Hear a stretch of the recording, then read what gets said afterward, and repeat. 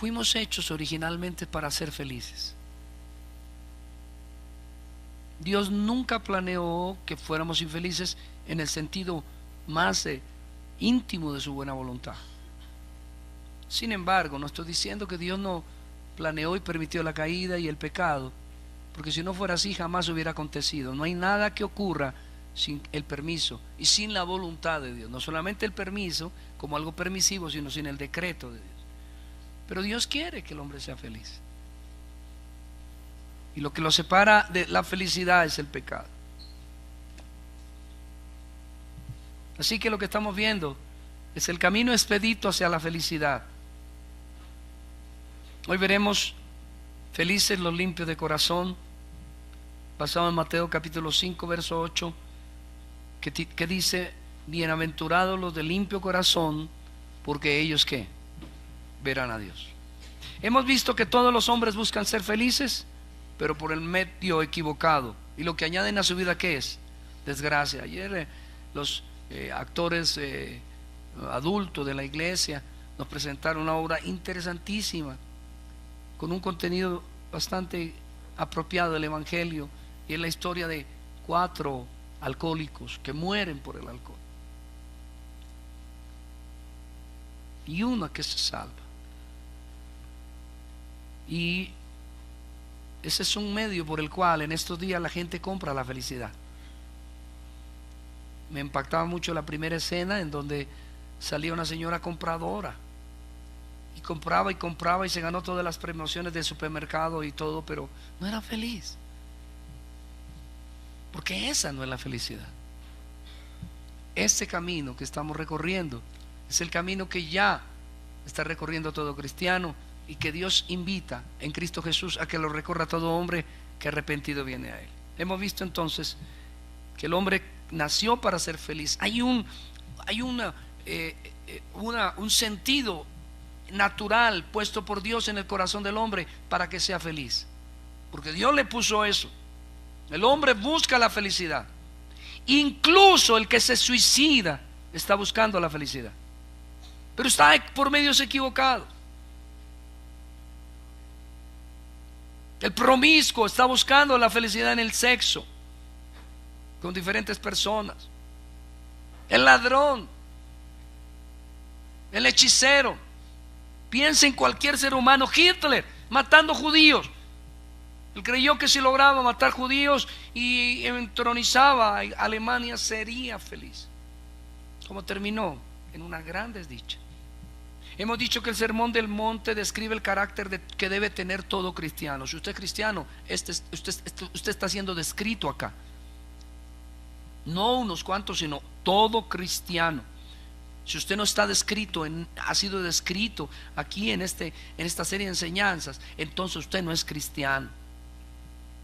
Que las bienaventuranzas son el comienzo del Sermón del Monte y que describen las felicidades que una tras otra y en orden lógico son propias de un creyente, uno que ha sido amado por Dios de manera eficaz.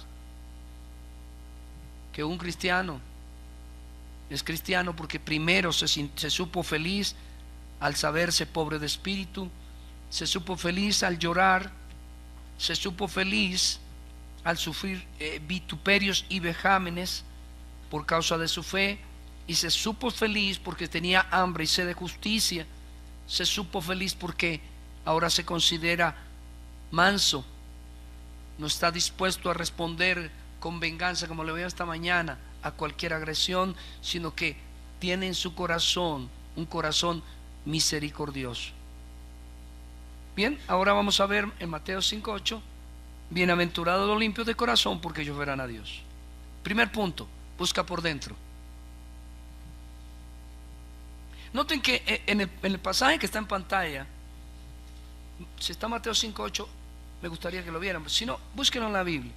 Pero notemos algo interesante, dice, ¿felices quiénes? Grítelo. Hay un énfasis planeado, dirigido, intencionado en esta felicidad. No es el intelecto. No dice el Señor, felices los inteligentes y los entendidos y los que tienen conocimiento. no en la voluntad. Felices. Yo recuerdo una novela que yo escuchaba a las 5:30 cuando era niño, Calimán, el hombre increíble. Y él decía a su pequeño Solín, quien siempre estaba admirándolo, idolatrándolo, él decía, yo recuerdo en una escena radial, está colgado supuestamente, llegaron los hijos de Richard. Bienvenido, Richard. Estaba colgando supuestamente, no es un cumplido, estaba colgando supuestamente del borde de los dedos de un abismo. ¿Están haciéndose la idea? Y tenía a su pequeño amigo Solín colgado de las espaldas. Él tenía 90 kilos de asombrosa musculatura, eso decía la narradora. Sus ojos azules se le brotaban del esfuerzo. Y estaba colgado ahí. Y le dice: tranquilo, Solín, el que domina la mente lo domina todo. Pero no lo que está diciendo Jesús. El hombre ha querido dominar el intelecto. Los hombres han encontrado grandes descubrimientos a lo largo de la historia. ¿Y qué han hecho con esos descubrimientos? Lo que deberían ser bendición se convirtieron en ¿qué? Porque ¿qué dice el Señor? Le dijo en varias ocasiones, le dijo a Israel: oye, Israel, si no vienes a mí, yo convertiré vuestras bendiciones ¿en qué? En maldiciones. Descubren la dinamita, la historia usted la conoce, después descubren el núcleo del átomo, y todo esto que debería ser beneficioso, y a la verdad tiene algunos beneficios aplicativos hoy en día, pero en lo general, ¿en qué se convirtió? ¿Cuál es la preocupación ahorita? Las armas nucleares, las armas químicas. Así que el Señor no dice dichosos los que tienen buen intelecto, ni dichosos los que tienen una voluntad firme, sino dice felices los de limpio ¿qué? ¿Qué significa esto? Bueno, no significa que Dios no se revela a nosotros por medio del intelecto. La primera razón por la que Jesús enfatiza en el corazón, sin duda, fue por causa de los fariseos. La acusación que siempre les hizo fue que se interesaban en la apariencia externa de las cosas y no las de por dentro. ¿Se interesaban en qué? En la apariencia ¿qué? Externa. Retrocedamos unos siglos en la era del monasticismo. ¿Cuántos recuerdan qué es monasticismo? Los religiosos cristianos católicos de esa época pensaban que si se encerraban en un monasterio iban a ser más buenos y más santos. ¿Dónde se dieron las peores orgías? Tanto que un papa no era papa sino era yuca, porque en cambio de ser papa terminó embarazado. ¿Cuántos recuerdan esa historia? Se llamaba, si mal no recuerdo, Papisa Juana. De repente, puedo estar equivocado en los detalles, no soy chismoso, pero iba a caballo y de repente empezó a alumbrar, es decir, a dar a luz. Estaba embarazada, no era una papa, era una papa y frita. La acusación de Dios es la misma hoy. Busca por dentro. ¿Qué es el sermón del monte? El reino de Dios en nosotros. No es fuera de nosotros. La semana pasada dije que los milagreros de hoy en día, yo no niego que Dios pueda hacer milagros. Dios sigue siendo Dios y Él no me consulta últimamente cuando quiere embarazar a la estéril. Y eso me incomoda un poco. Pero Él es Dios. Él sigue siendo Dios. Pero lo que yo quiero decir aquí es que hay un énfasis de Jesús en el corazón. Porque los fariseos estaban interesados en lo intelectual demasiado y en lo superficial, en la forma. Lucho con algunos hermanos que amo, bautistas reformados, que le dan demasiada importancia a lo externo y particularmente a lo litúrgico, cuando no hay un modelo único litúrgico en la Biblia. Hay principios de aplicar en el culto público, pero no hay un único modelo. Y estos hermanos que amo, pero no puedo dejar de decir que a veces en su buena intención quieren imponer lo externo, poniendo una barrera en donde no la hay. Así, por ejemplo, en el mismo Sermón del Monte, unos versos adelante, a referirse a la interpretación que los fariseos hacían del séptimo mandamiento, no adulterarás, el maestro dice, mire lo que dice Mateo 5:27, para mostrarle un poco que era la superficialidad que tenían aquellos. Él dice así: oísteis que fue dicho. ¿Quién les dijo? Bueno, los intérpretes de la ley, y particularmente los fariseos. No cometerás ¿qué? Literalmente dice así: no cometerás. Esa palabra cometer, es decir, no tendrás relaciones físicas de adulterio. ¿Eso está mal o está bien? Está bien, pero esa no es la esencia del mandamiento. Jesús lo interpreta apropiadamente y les dice: pero yo digo, cualquiera que mira a una mujer para codiciarla, ya adulteró con ella. ¿En dónde? De nuevo pensemos: dichosos, felices de los de limpio corazón, porque ellos verán a Dios. La mayor preocupación entonces de los fariseos no era caer físicamente en el adulterio, y si caían era no ser sorprendidos en el acto. Es decir, voy a repetirlo, la mayor preocupación de los fariseos era no caer físicamente en el adulterio, y si caían, no ser sorprendidos en el acto. Hay un pasaje en el cual me impresioné por las palabras que utiliza el Señor al inspirar al autor, porque dice que una mujer que fue sorprendida en el adulterio, y las que no eran sorprendidas, ¿y dónde está el hombre que estaba con ella?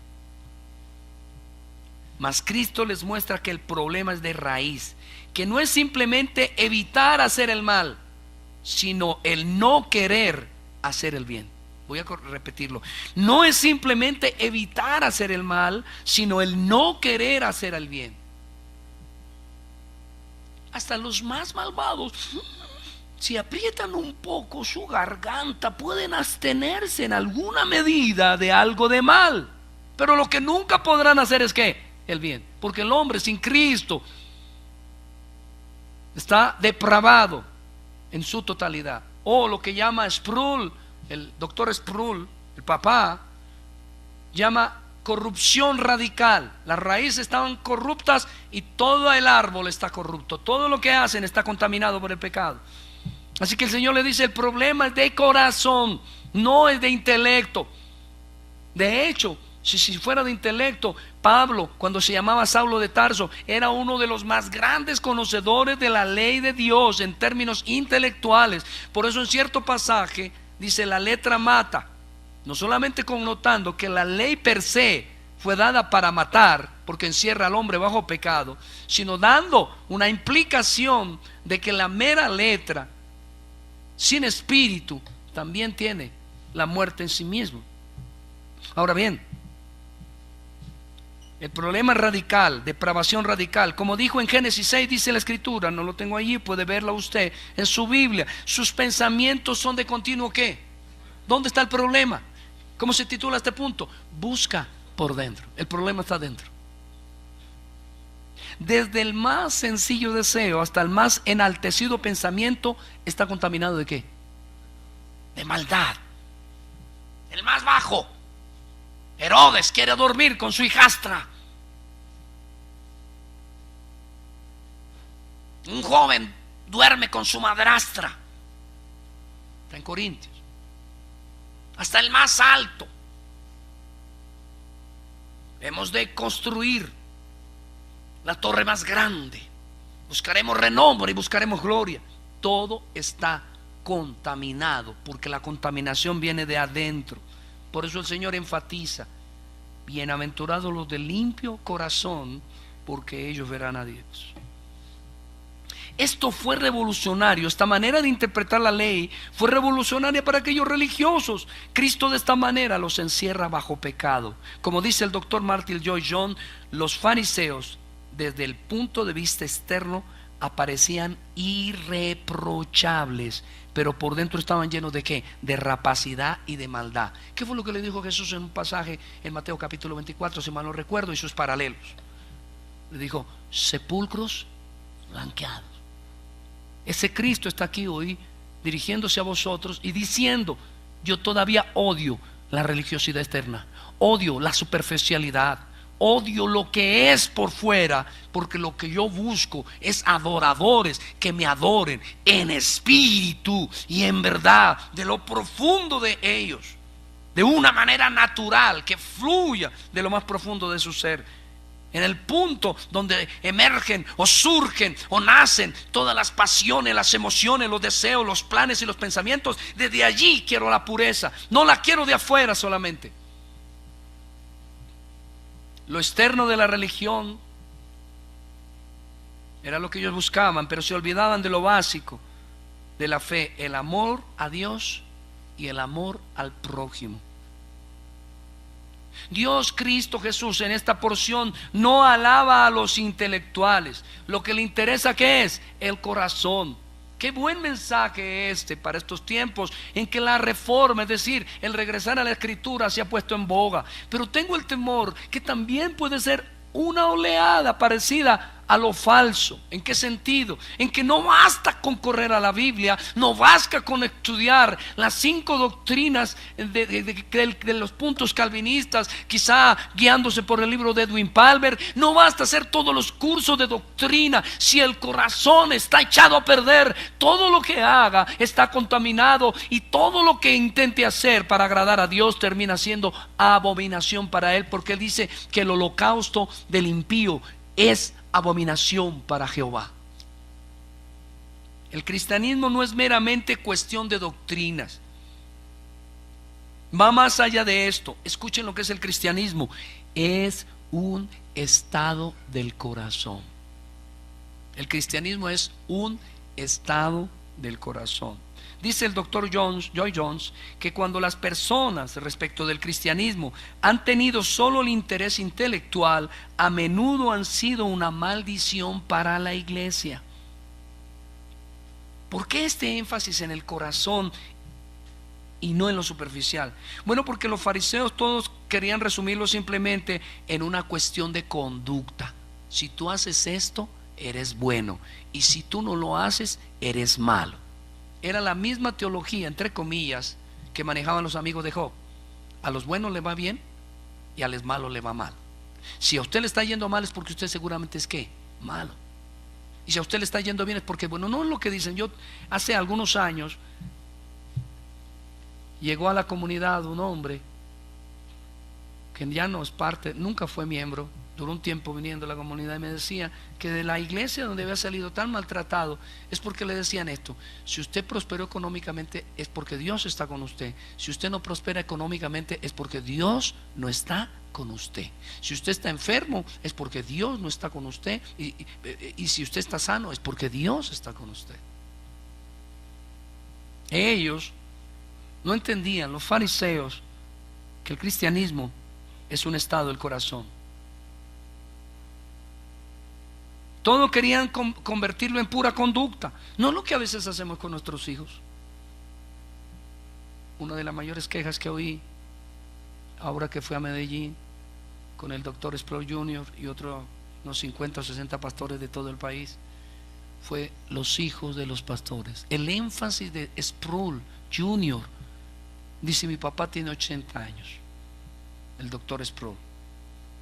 Yo le tuve que confesar a él, después de su primer sermón, que me quebranté y lloré como un bebé. Yo le tuve que confesar a él a través de mi intérprete, porque me tocó llevar intérprete, Pastor Cristian, y le tradujo, y le dije: yo venía con cierta decepción al saber que era el hijo, porque yo conozco los libros y los escritos y la teología en alguna medida del doctor Sproul, papá. Pero le dije: tengo que irme de este retiro diciendo que la doble porción que le dio Elías a Eliseo la ha recibido usted. Porque él empezó de una manera profunda.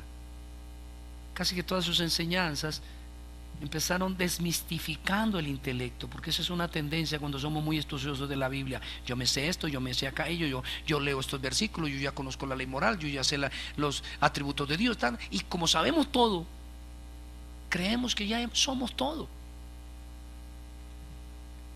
El hecho de saber cómo hacer una galleta no significa que seamos galletas. El hecho de que la Biblia nos diga cómo ser santos no quiere decir que lo seamos. Se requiere la obra graciosa de Dios en nuestras vidas. Y eso es lo que está diciendo Jesús. No es una simple cuestión de conducta. Tenemos que tener cuidado. El doctor Resprul estaba en ese tema. Dice que la prioridad 3A es de usted, es su casa y sus hijos. Tiene 8 hijos el doctor Resprul.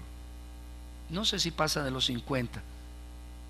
Claro, yo me veo mucho más joven que la mayoría, pero yo creo que soy mayor que él. Tiene 8 hijos. Así que los animo a que oren, instruyan a sus hijos, la familia. ¿Por qué? Y sobre todo, no conductizar a los hijos.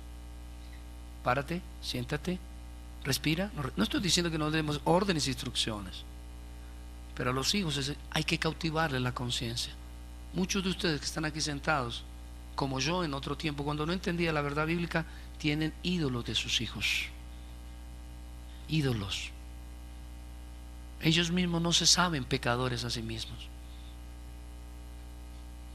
Hay un pasaje que dice: corrige a tu hijo y no morirá. Yo pensé siempre que significaba era que si yo le daba palo duro, que él iba a aguantar, y que si le daba con un martillo no pasaría nada. Pero no es lo que quiere decir. Lo que quiere decir es: corrige a tu hijo, déjale ver. Permítame interpretarlo para usted.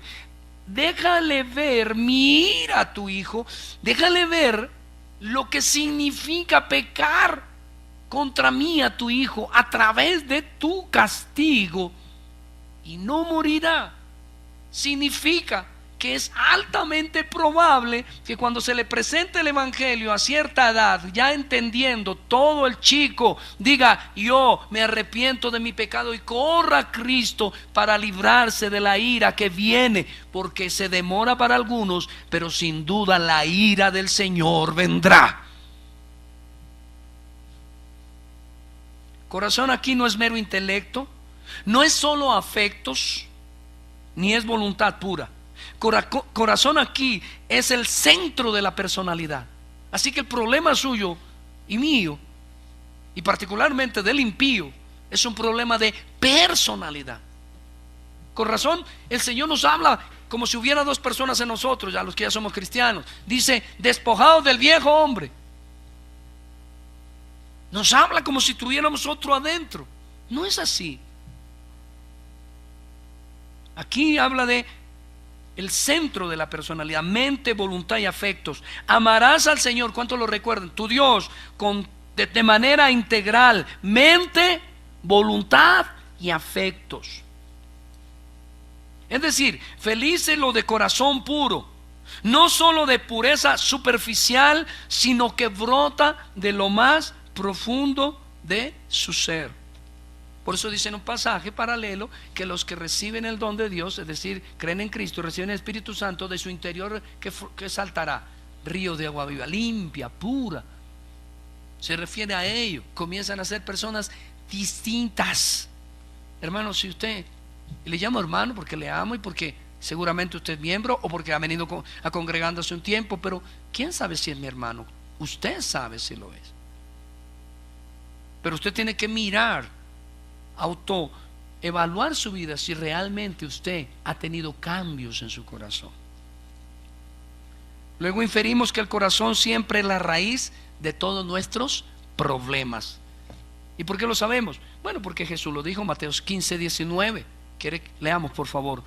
Leamos todos al unísono. Ahora, porque del corazón salen los malos pensamientos, los homicidios, los adulterios, las fornicaciones, los hurtos, los falsos testimonios y las blasfemias. Todo esto sale ¿de dónde? Del corazón. Así que lo que está diciendo Dios es: el problema está en el corazón, y el cristianismo viene a solucionar un problema que es de corazón.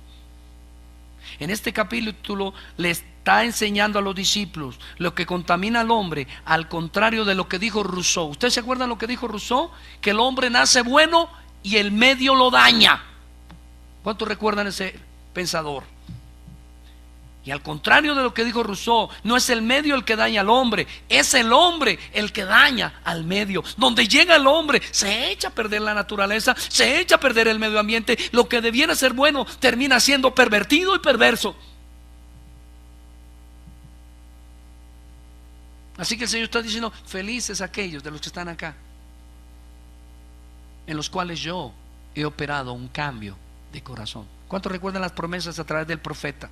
Él dijo a través del profeta Ezequiel: y vendrán días en que yo cambiaré vuestro corazón de piedra por uno de carne, y pondré mis leyes en vuestras mentes y en vuestros corazones. ¿Vio? Mente y corazón, no solamente, sino mente y corazón. Pondré mis leyes en vuestra mente, en vuestro corazón, y pondré mi espíritu en vosotros para que guardéis mis mandamientos. Segundo punto: engañoso y perverso es ¿quién? El corazón. Tuvimos un sermón del pastor Oscar Arocha acá. Por tanto, habiendo recibido ese sermón, quisiera centrarme en algunos aspectos, porque tocar este tema nos demandaría mucho tiempo, pero sencillamente quiero mostrar algo. Volvemos a leer Mateo 5:8. Dice: bienaventurados los de limpio corazón, porque ellos verán a quién. Otra poderosísima razón por la que Cristo enfatiza en el corazón es porque este es descrito por Jeremías como un engendro de maldad. Jeremías 17:9. Engañoso es el corazón más que ¿qué? ¿Quién engaña la mente? ¿Quién engaña la voluntad y la induce? Hay gente que dice: no, fue un momento de debilidad y yo pasaba, la señora pasó y pum, caímos. Pero la Biblia nos dice que no es así. El apóstol Santiago dice que ninguno diga que es tentado de parte de Dios, y que la tentación consiste en esto: que de nuestra propia concupiscencia, es decir, de lo malo, de lo profundo de nuestro corazón, se empieza a cuajar el mal, y empezamos a ver lo prohibido por Dios, no por egoísmo divino, sino porque nos va a hacer daño. Por eso nos lo prohíbe. Él prohibió comer del árbol de la ciencia del bien y del mal, porque el hombre no estaba listo, no estaba maduro. Recuerden que el hombre fue hecho mutable, no estaba maduro para comer ese árbol. Nunca dice que no lo fuera a comer alguna vez, pero dijo: no comerás. Y el hombre lo comió. Así que de la concupiscencia interna de nosotros, por dentro, se empiezan a fraguar, y vemos lo prohibido como deseable, y más que deseable, deleitoso. ¿Qué fue lo que dijo la mujer cuando la serpiente la tentó? Aquello que era prohibido, dijo que era árbol codiciable, y en palabras mías, y delicioso para comer. Vemos lo que Dios dice que no, como wow, ¿y por qué no? ¿Y quién le va a contar a Dios? Porque el corazón es, me permite el término, el corazón es un estúpido cuando no tiene a Cristo como su rey. ¿Quién le va a contar a Dios? Como las bromas que a veces hago. Ayer que montaron la obra de alcohólicos, trajeron unas botellas para simular que bebían, y yo los molestaba: sírvame un trago. ¿Quién le va a contar al pastor? La ilustración es válida. A veces el corazón nos dice: ¿quién se va a dar cuenta? Todo el mundo está viendo, pero ¿quién se va a dar cuenta? Como los niños o los jovencitos que estiran la mano y dicen: yo puedo tapar el sol, y es verdad, con el dedo. No ven por un momento, por un ojo el sol, pero el sol sigue ahí, iluminando y alumbrándolo todo. Es un engaño, y eso es lo que tenemos que aprender. Por eso los cristianos, en este caminar hacia la felicidad, no confiamos en nuestro propio corazón. Hay gente que se guía por corazonadas. Yo siento. Esa fue una de las influencias más negativas del pentecostalismo, en mi opinión. Fue desplazando la doctrina bíblica, la confianza en la palabra de Dios, por Dios me habló, Dios me puso y yo siento. Y se mueven por esas, ¿qué se diría? Por esos efluvios malvados del corazón. Engañoso es el corazón más que el intelecto, porque ¿quién nubla el pensamiento si no es el corazón malvado? ¿Quién lo conocerá? ¿Usted cree que se conoce y todavía no se conoce? Dice: no, yo sé. ¿Se acuerdan de Pedro? Palas que sea. Señor, no importa, yo no te dejaré, yo no te daré la espalda, yo moriré. Y a la primera oportunidad que hizo, lo negó en 3 ocasiones. Nos engañamos. Yo recuerdo hace poco unos jóvenes me compartían: no, hermano, sí, es que yo también tengo mi aguijón en la carne. ¿Cómo así? Sí, tengo una inclinación por las mujeres. Y Dios sabe, me comprende. Yo tengo un aguijón. Le dije: hermano, la Biblia no dice que ese aguijón en Pablo fuera de inmoralidad o que fuera contrario a la moral de Dios. Era una enfermedad en sus ojos. Pero el corazón engaña y le hace ver el texto. Mire, me he gozado con el doctor Sproul una serie de enseñanzas tan especiales. Él parte de este principio. Lo primero que dijo cuando salió a predicar su primer sermón, y lo mantuvo hasta el último, es: la serpiente era el animal más astuto de la creación. ¿Qué es astucia?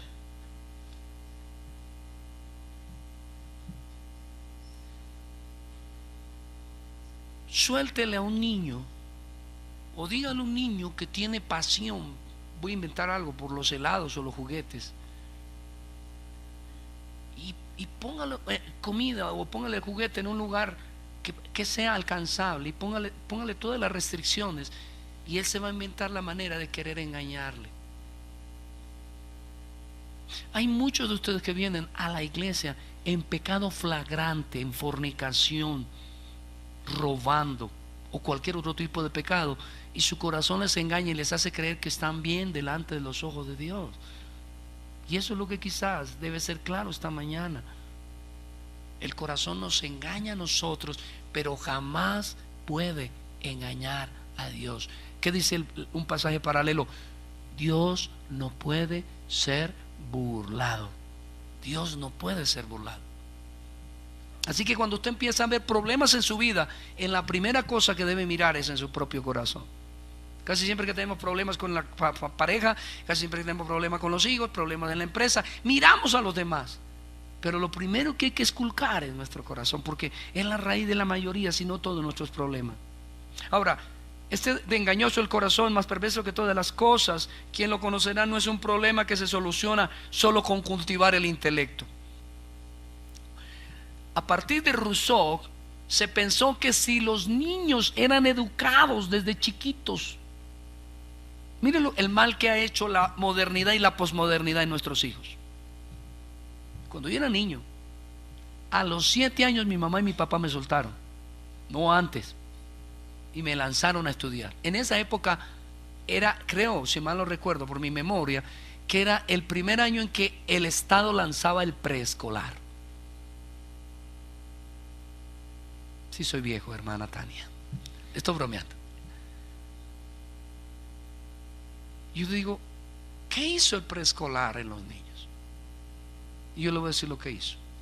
Arrebató los niños del seno del hogar, convirtió a las mamás cuya rol bíblico primero es criar a sus hijos. Hay gente que se ofende con eso, sobre todo las damas que son profesionales, están en el Senado, en la Cámara, o son gerentes, yo no sé dónde, y se ofenden porque es que eso es machismo, ¿no? Pero Pablo les dice que críen primero a sus hijos, su rol primario, después de amar a sus esposos, amar a Dios, sus esposos, y criar a sus hijos. Ese es su rol, un rol que garantiza una generación que alabe al Señor.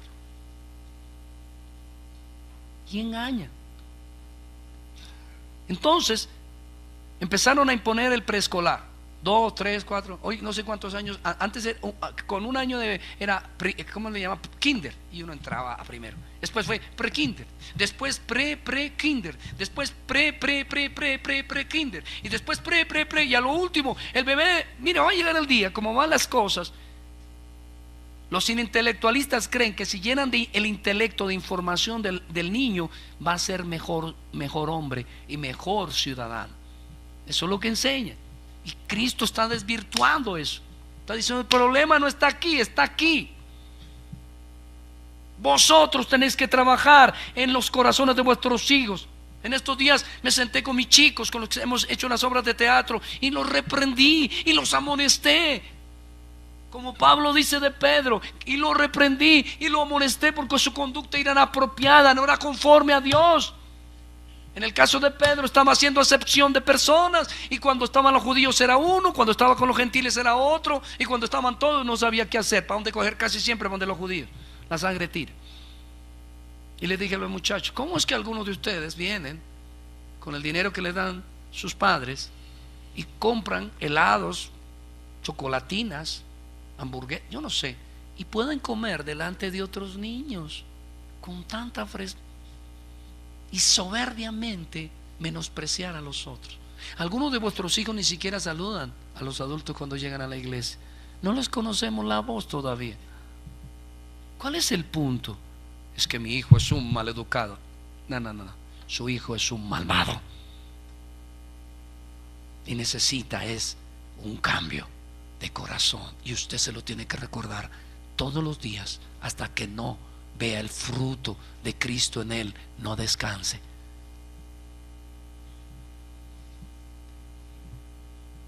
No es un problema entonces que se soluciona con cultivar el intelecto. Entonces, ¿qué empezó a ocurrir? Preescolar, escolar, bachillerato. Era cuarto bachillerato, le subieron a sexto bachillerato. O sea, hoy es 11, son tantos años estudiando, y los niños todavía siguen robando, drogándose.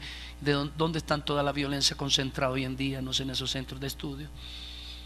Las universidades, que son verdaderas inmundicias. Cuando enviamos a nuestros hijos cristianos genuinos a la universidad, temblamos y nos arrodillamos: Señor, guárdalos del mal, guárdalos del mal, guárdalos del maligno. Porque como dijo Sproul, y no lo dijo Sproul, lo dice la Biblia, pero la serpiente es la más astuta que todos los animales. Así que nuestro corazón es fuertemente engañoso. Entonces no se soluciona cultivando el intelecto, aunque se puede ser muy culto y ser un malvado. Tengo una querida persona que viene acá, lo considero culto en muchas cosas, hablando del intelecto, y él mismo me dice: pero soy un malvado. Y me saluda de beso y se va. Y dice: algunos de vuestros miembros, porque él no es miembro, pero ha venido un periodo para acá a la iglesia, dice: algunos de sus miembros pensarán que yo soy Judas porque le doy el beso. Se puede ser culto y ser un malvado.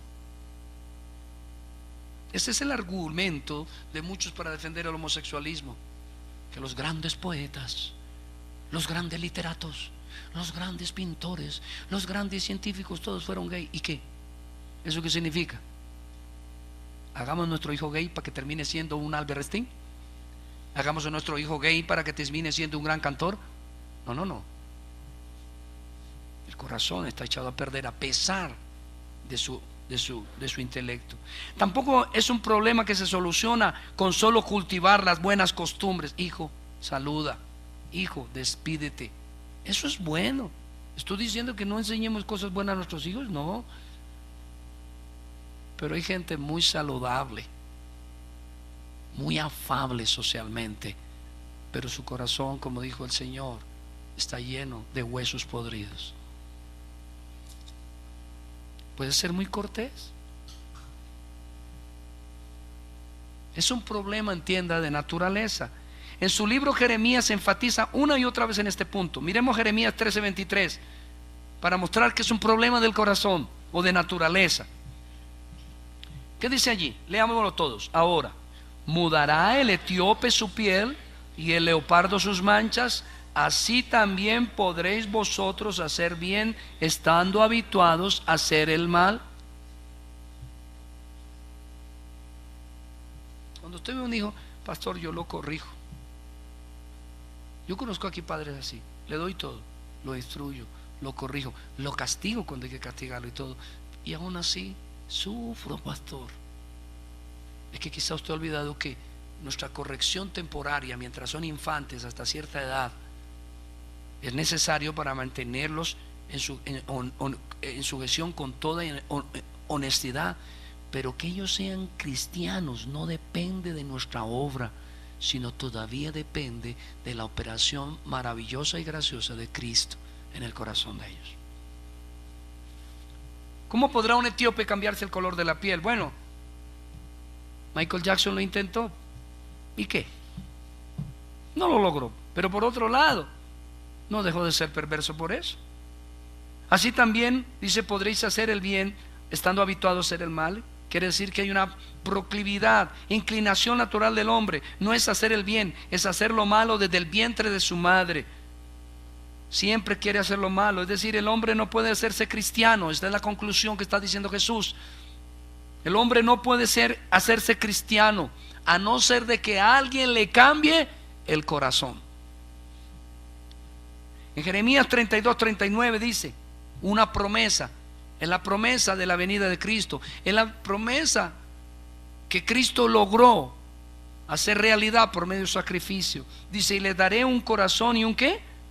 Para que me teman perpetuamente, para que tengan bien ellos y sus hijos después de ellos. O en palabras de Cristo, que reciba un corazón limpio. Y este es el camino verdadero a la máxima felicidad, al máximo deleite, máxima satisfacción. Esta figura literaria significa haber sido limpiados por la sangre del Cordero de Dios, que es Cristo.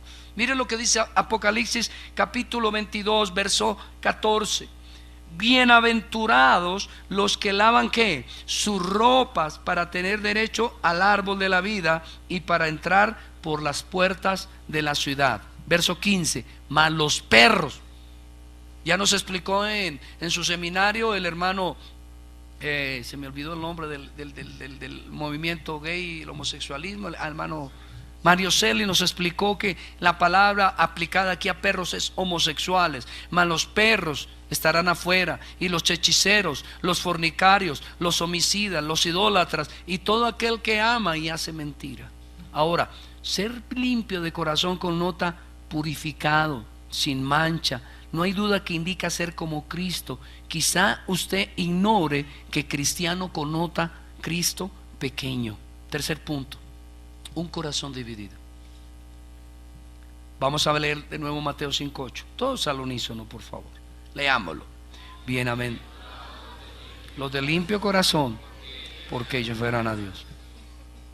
Un corazón puro, limpio, es uno que no está dividido, que tiene como su mayor deleite y objeto de su amor a Cristo, a Dios. Nadie puede tener realmente un corazón dividido. Mire lo que dice Mateo 6:24.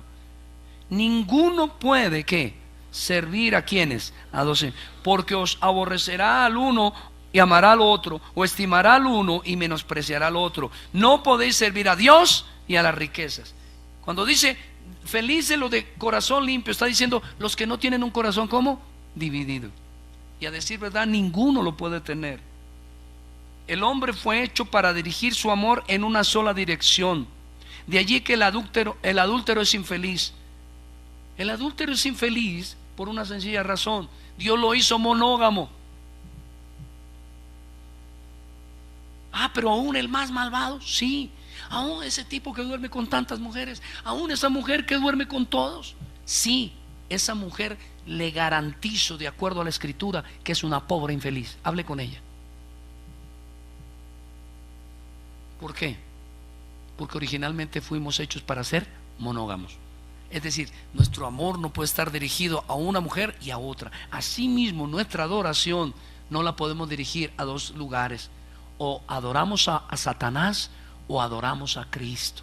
Eso fue lo que dijo Josué, lo dijo Elías, especialmente Elías. ¿Hasta cuándo claudicaréis entre dos pensamientos? O adoráis a Baal o adoráis a Jehová, pero no se pueden quedar en la mitad.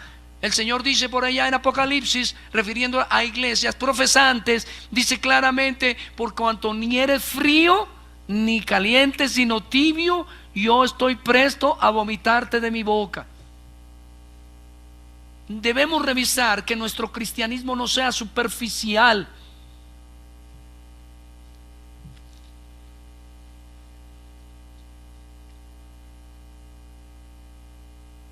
Hemos dicho, para ir cerrando, en otros sermones, invocando las palabras de Henry Scougal, que la grandeza de un alma se mide por lo que él ama, por lo que es su deleite, por lo que le apasiona. Un hombre felicísimo es aquel que está apasionado por Cristo, por su palabra, por su reino, por su eternidad, pero sobre todo por su persona. Desea más que todos los demás deseos, le necesita más que a todas sus bendiciones, que a todos sus beneficios. Es desear por encima de todas las cosas conocerlo, amarlo y servirlo a nuestro Señor. Y nuestro Señor afirma que sólo así verán a Dios. Y con esto vamos al cuarto y último punto, que es muy corto. Cuarto punto, porque verán a Dios. ¿Qué dice Mateo 5:8? ¿Por qué son felices los de limpio corazón? Escuche lo que voy a leer. Voy a tratar de leerlo de corrido. La máxima meta del cristianismo no es ser salvo. La máxima meta del cristianismo no es ser perdonado. La máxima meta del cristianismo no es ser adoptado como hijo de Dios. La máxima meta del cristianismo no es ser coheredero con Cristo. La máxima meta del cristianismo no es ser beneficiario de todos los afectos y bendiciones divinos. La máxima meta del cristianismo no es ir al cielo. La máxima meta del cristianismo no es heredar la tierra. Su máxima meta es ver a Dios. Si esa no es su meta, estoy preocupado y creo o que usted no es cristiano o que no ha entendido la verdad del Evangelio. Por eso es que es feliz el de limpio corazón, porque se cumplirá su máximo deseo. ¿Cuál? Ver a Dios. En 1 Corintios 13:12 dice que ahora vemos como por espejo, oscuramente. Dice, mas entonces veremos cara a cara. Ahora conozco en parte, pero entonces conoceré como fui que conocido.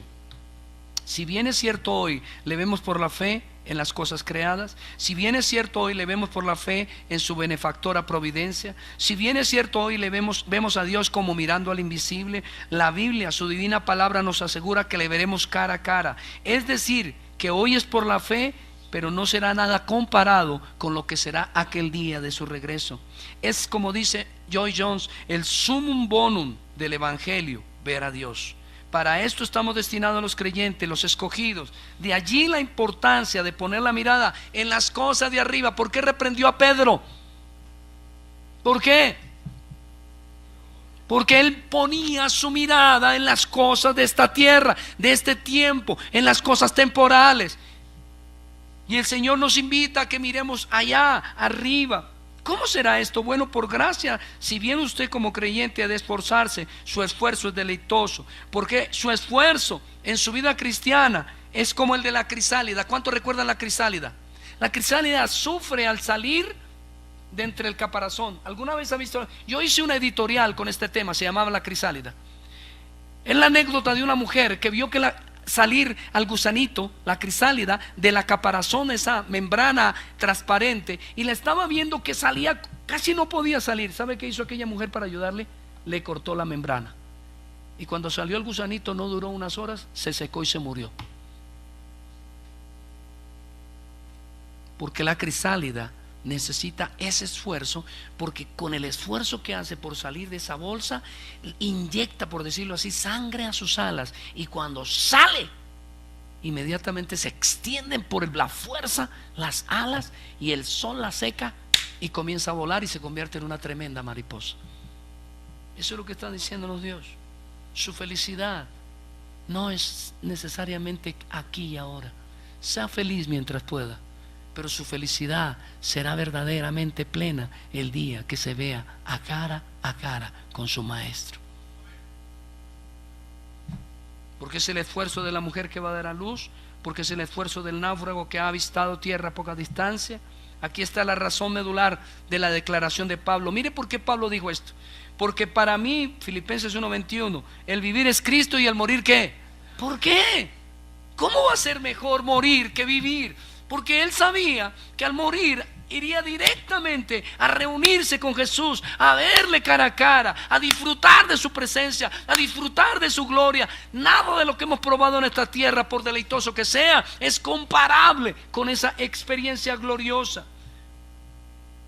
Lo que está diciendo Pablo en este pasaje no proviene del espíritu de la depresión o del existencialismo de Jean-Paul Sartre. Él está diciendo, ni del espíritu de un suicida. No es un grito de desesperación. Es la voz de un hombre eternamente feliz, uno que ha hallado el sentido a la existencia, uno que sabe que este mundo de dolor y de maldad es un pasar, es ganancia, porque al morir llegaría a la meta señalada. Pero ¿cómo fue que comenzó todo esto para terminar? Y aquí quiero terminar.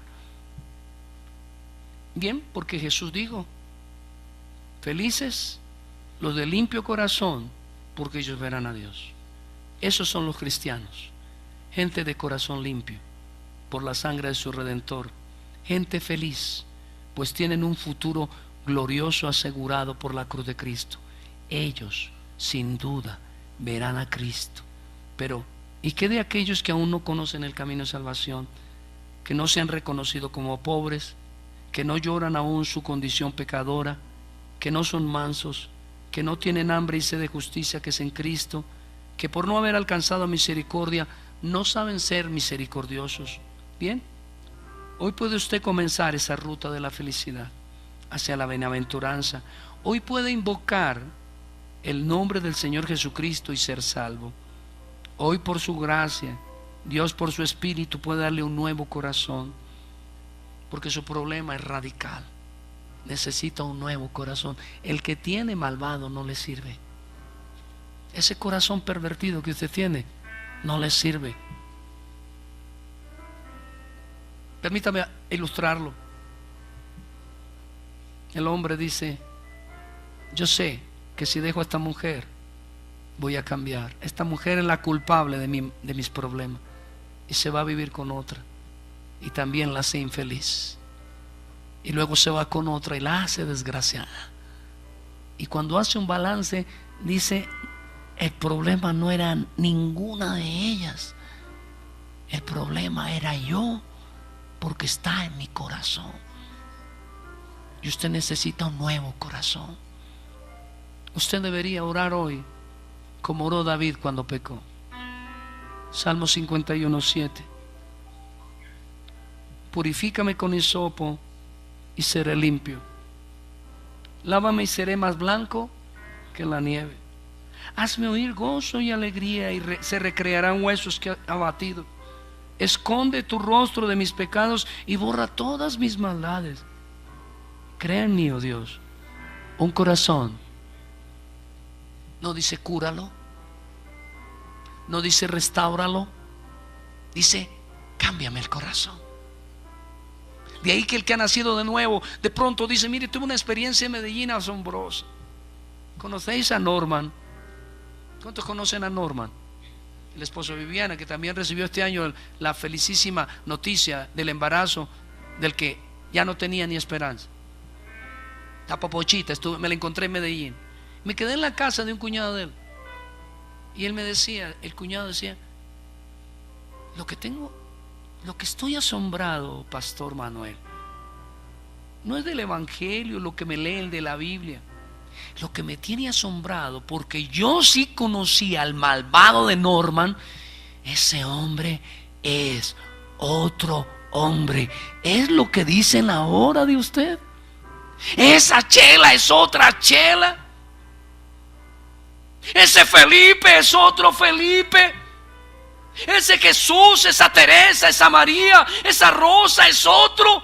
Porque si así es, podéis ser feliz, porque ya no sois el malvado, sino que camináis camino a la eterna felicidad.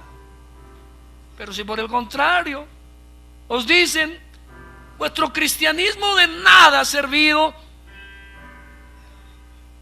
antes bien, ahora sois peor de lo que erais antes, porque le habéis sumado a vuestra maldad una religión superficial, injusta y malvada, que condena a los demás como si usted fuera mejor. Entonces le invito esta mañana a que venga arrepentido a la cruz de Cristo, porque su nombre todavía no hay certidumbre que esté inscrito desde antes de la fundación del mundo en el libro de la vida. Si su conducta, no solamente externa, sino sus propios deseos y pasiones que están allí y que combaten en usted, no han cambiado en nada, entonces usted sigue siendo un malvado, hijo de Satán, que requiere correr a la cruz para ver si tal vez Cristo quiera salvarle, porque Él todavía dice: no es del que quiere, no es del que corre, sino de Dios que tiene misericordia.